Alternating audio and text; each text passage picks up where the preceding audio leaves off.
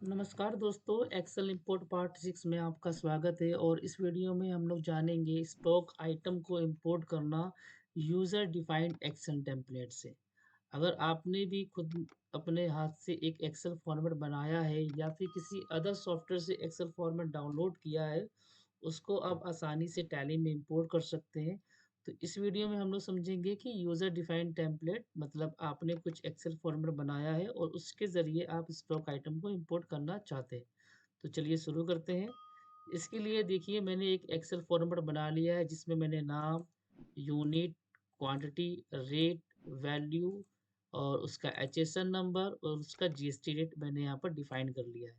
और मैं चाहता हूँ कि ये जो डिटेल्स है आइटम टैली में हमें क्रिएट ना करना पड़े, आसानी से इंपोर्ट हो जाए। तो कैसे करेंगे? उसके लिए आप देख सकते हैं ऑलरेडी मैंने एक कंपनी बनाया है और अल्टर करके अगर हम चलते हैं अभी स्टॉक आइटम पे तो यहाँ पर किसी भी तरह का कोई भी स्टॉक आइटम नहीं बना है। ठीक है? तो यूज़र डिफाइंड टेम्पलेट के लिए हमें करना होता है वन टाइम मैपिंग और वन टाइम मैपिंग करने के बाद हमें दोबारा से इसकी मैपिंग नहीं करनी होती है। फिर आप उस एक्सेल शीट में डाटा आप भरते जाइए और टैली में इंपोर्ट करते जाइए। और इससे पहले वाले वीडियो अगर आपने नहीं देखा है एक्सेल इंपोर्ट 1 से लेके 5 तक तो उसको आप देख सकते हैं, जिसका लिंक डिस्क्रिप्शन बॉक्स में दे दिया जाएगा या फिर ऊपर जो आई बटन दिख रहा है आप उस पे जाके देख सकते हैं। ठीक है? तो सिंपली करना क्या है, डाटा ऑलरेडी मेरे पास बना हुआ है। हम इस एक्सेल फॉर्मेट का ले लेंगे लोकेशन कि यह एक्सेल फॉर्मेट रखा कहाँ है। तो मैं यहाँ से इसका लोकेशन कर लूँगा कॉपी। कॉपी करने के बाद आपको जाना है इंपोर्ट और यहाँ से जाना है मास्टर। मास्टर पे जाने के बाद यहाँ से आप लेंगे एक्सेल और आपकी ये एक्सेल फाइल कहाँ रखी है उसका दे देंगे पाथ। पाथ देने के बाद आप उस एक्सेल फाइल का नाम यहाँ पर सर्च कर लेंगे। तो जैसे कि आप देख सकते हैं मेरी एक्सेल फाइल का नाम है stock item user defined format. ठीक है? तो ये मैंने यहाँ से पिक किया। आप ये एक्सेल सीट में जो डाटा है सीट किस सीट 1 में है तो सीट 1 में डाटा है, आप देख सकते हो। तो यहाँ से लिया मैंने सीट 1 और मैपिंग करने के लिए हमें जाना है क्रिएट। जो मैपिंग कर चुके होंगे वो यहाँ पर आपको दिखाई देगा। ठीक है? तो हम जाएँगे क्रिएट और यहाँ पर हम एक नाम डिसाइड कर लेंगे, आप कुछ भी दे सकते हैं। तो मैंने यहाँ पर नाम दिया item user user item import user user excel item import ये मैंने नाम दिया। फिर उसके बाद उस एक्सेल में क्या इंपोर्ट करना है तो हमें करना है स्टॉक आइटम। तो यहाँ से ले लेंगे स्टॉक आइटम। उसके बाद अब हमें कॉलम को मैपिंग करना है। तो पहला क्या है आइटम नेम। ठीक है? तो यहाँ पर हम टाइप करेंगे नेम। तो आप देख सकते हैं कि आइटम नेम्स के साथ मैपिंग कर देंगे। टैली वाले फील्ड में क्या बोलते हैं नेम और कॉलम जो एक्सेल का कॉलम है उसमें है आइटम नेम। ठीक है? अब एक्सेल फॉर्मेट भी में जो डाटा होता है वो 2 तरह का होता है। ये है हमारा डाटा है हॉरिजॉन्टल मोड पे। ठीक है? और इसी डाटा को अगर हम वर्टिकल मोड में कर देंगे तो उसका मैपिंग करने का तरीका अलग हो जाता है। तो वो भी हम लोग समझेंगे धीरे-धीरे आने वाले वीडियो में। ठीक है? तो फिलहाल मैंने यहाँ से लिया आइटम नेम। उसके बाद हमारा दूसरा क्या है यूनिट। अगर आप आइटम का ग्रुप भी क्रिएट करना चाहते हैं तो यहाँ से आप ले लेंगे ग्रुप। ठीक है? और ग्रुप लेने के बाद आप यहाँ पर एक कॉलम चलिए ऐड कर देते हैं ग्रुप करके और ग्रुप यहाँ पर ले लेते हैं स्टेशनरी।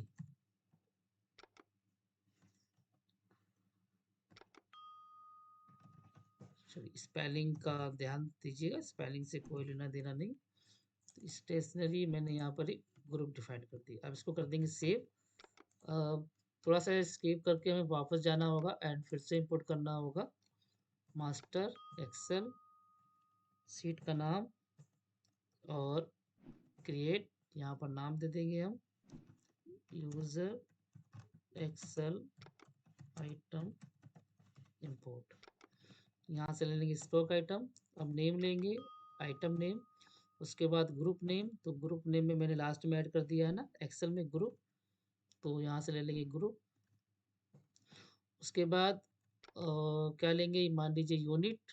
ठीक है? तो यहाँ से ले लेंगे यूनिट। यूनिट आ गया और यूनिट से मैप कर देंगे यूनिट। ये रहा यूनिट ऑफ मेजरमेंट। ठीक है? एक्सेल कॉलम का नाम क्या है यूनिट ऑफ मेजरमेंट। उसके बाद है क्वांटिटी। तो यहाँ से सर्च कर लेंगे क्वांटिटी। तो यहाँ पर ओपनिंग बैलेंस क्वांटिटी, ठीक है, ओपनिंग बैलेंस क्वांटिटी आ जाएगी। उसके बाद यहाँ से ले लेंगे क्वांटिटी, और क्वांटिटी के बाद आता है रेट, तो यहाँ से ले लेंगे रेट। तो यहाँ पर आ जाएगा ओपनिंग बैलेंस रेट, और यहाँ से ले लेंगे रेट। उसके बाद आता है हमारा ओपनिंग बैलेंस रेट पर, ठीक है। तो ये हमारा किस में रहेगा, यूनिट में रहेगा, नोज में। तो यहाँ से हम ले लेंगे स्पेसिफाई फिक्स वैल्यू, और यहाँ से हम कर देंगे इसको नोज। और फिर आता है हमारा वैल्यू, तो वैल्यू यहाँ पर टाइप करेंगे ओपनिंग वैल्यू, और यहाँ से ले लेंगे वैल्यू। उसके बाद HSN एंड GST रेट, ठीक है। तो HSN, अब यहाँ पर देखिए क्योंकि आप 4.0 में कर रहे हैं मैपिंग, तो जब भी आप कोई स्टॉक आइटम क्रिएट करते हैं, सपोज स्टॉक आइटम पे गए, ये आपने नाम दिया, ग्रुप, यूनिट, सब कुछ बताते हैं। उसके बाद ये यहाँ पर करना होता है, इस अगर आइटम के अंदर आप HSN नंबर डाल लें, स्पेसिफाई डिटेल हियर, फिर HSN नंबर डालते हैं, फिर स्पेसिफाई डिटेल हियर, फिर GST रेट पड़ता है। तो यहाँ पर देखिए HSN डिटेल है, फिर HSN नंबर है, और यहाँ पर GST रेट डिटेल है, फिर टैक्सेबल है, और फिर GST रेट है, ठीक है।